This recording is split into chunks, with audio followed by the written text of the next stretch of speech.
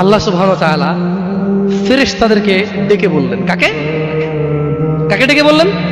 ফেরেশতাকে, যে হে ফেরেশতারা, আমার কোনো বান্দা সে যদি গুনাহ করার ইচ্ছা করে, কি করার ইচ্ছা? তুমি লেখিও না।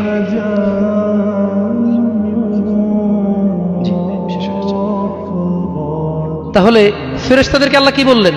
আমার কোনো বান্দা গুনাহ করার ইচ্ছা করলে তোমরা তা লেখিও না, যতক্ষণ পর্যন্ত সে না করে। যখন সে এই অপরাধ করে ফেলে তোমরা লেখিও, বাড়তি লেখিও না, যতটুকু করেছে অতটুকুই লিখবা। কিন্তু জানেন আল্লাহ আপনাকে কত ভালোবাসে?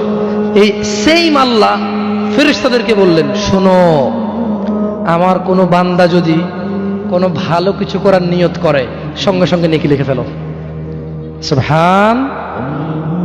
আমার কোনো বান্দা যদি ভালো কিছু করার নিয়ত করে সঙ্গে সঙ্গে লিখে ফেলো। সে এই কাজটা করা পর্যন্ত অপেক্ষা করার দরকার?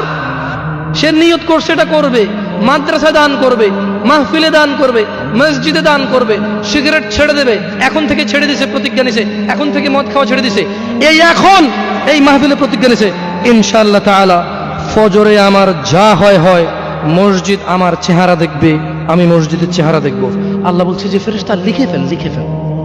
এখন কিন্তু ফজর হয়নি, তো এই লোকটা এরকম প্রতিজ্ঞা করে যদি সে মসজিদে ফজরে উপস্থিত হয়ে যায়, যদি সে মদের বোতল আসলো কিন্তু খেলো না, জুলুম করার সুযোগ আসলো কিন্তু করলো না, সে এবার এই ভালো কাজটা বলে করেও ফেলছে, রাইট?